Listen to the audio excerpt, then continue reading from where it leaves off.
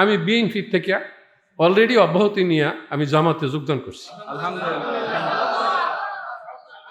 এই জামাত সুদীর্ঘ দিন যাবৎ নির্যাতিত, কথা বলতে পারি নাই জামাত। আমরা কোনো কথা বলতে পারি নাই, পরিচয়টাও দিতে পারি নাই। কারণ বিএনপির মধ্যে যে চরিত্র আমি দেখছি, সেই চরিত্র আমার কাছে ভালো লাগে না। কারণ বিএনপির মধ্যে আমি দেখছি, বিএনপি দুইজন থাকলে একজনের যদি তৃতীয় ব্যক্তি একজন অ্যাটাক করে, আরেকজন অন্যদিকে মুখ ফিরিয়ে রাখে, তাকে রক্ষা করার জন্য কোনো চেষ্টা করে না। কোনো ভ্রাতৃত্ববোধ নাই, কোনো বন্ধুত্ব নাই, কোনো দলীয় কোনো অনুভূতি নাই। তো এই যে অবস্থাটা, আর শুধু খাম কে খাইলেব, কে কি করব, এই অবস্থা দেখিয়া আমি বিএনপি থেকে অলরেডি অব্যাহতি নিয়ে আমি জামাতে যোগদান করছি।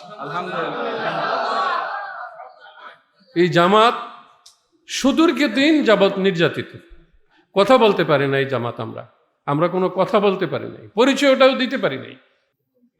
লুকিয়ে থাকতে হয়েছে। তিন স্বৈর শাসক বিদায় হয়েছে। আওয়ামী লীগ, তারপরে জাতীয় পার্টি, তারপর এই আওয়ামী লীগ তো একাধিকবার, বিএনপি, সবাই আমরা চেহারা দেখছি, তাদের চরিত্র দেখছি, এবং দেশের মানুষও তাদের চরিত্র দেখছে। তারা যে কি এটা দেখছে মানুষ, এবং মানুষ বিক্ষুব্ধ হইতে আজকে মানুষ ঘুরে দাঁড়িয়েছে। মানুষ বুঝতে পারছে যে এদের দ্বারা আর হবে না। এরা আল্লাহর দলের সাথে, দলের প্রত্যাশা করে যে আল্লাহর দলের কাছে ক্ষমতাটা দিয়ে দেখি আমরা দেশটা ভালো থাকতে পারি কিনা। মানুষ কিন্তু এরা প্রত্যাশা, প্রত্যেকটা মানুষ বিক্ষুব্ধ হয়ে আছে। মানে আমরার কাজ হলো আমরা শুধু সবারে একত্র করা, সবারে সংগঠিত করিয়া আমরা শুধু সেই 12 তারিখের জন্য প্রস্তুতি নেওয়া। প্রত্যেকের জায়গায় যেখানে আছি সেখান থেকে আমরা আমাদের দায়িত্ব পালন করব।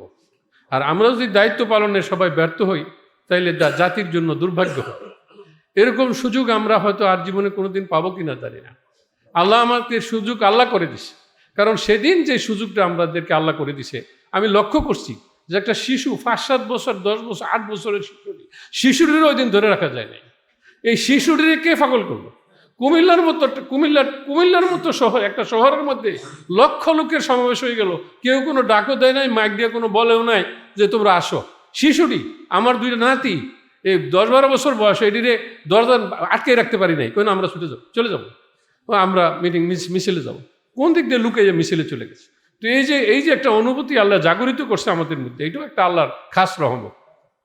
তো ইনশাল্লাহ আমি আশা করি যে সেই রহমত আল্লাহ 12ই ফেব্রুয়ারি আমাদের মধ্যে সেই রহমত আরও বৃদ্ধি করে দিবে, এবং আমরা বিজয়ের হাসি হাসতে পারবো। আমাদের প্রার্থীকে ভোট দিয়ে আমরা বিজয় করবো, এবং প্রত্যেকের অবস্থান থেকে আমরা সর্বাধিক চেষ্টা করব। এই বলে আমি আমার বক্তব্য শেষ করছি। আসসালামু আলাইকুম রহমতুল্লাহি ওয়া বারাকাতুহু।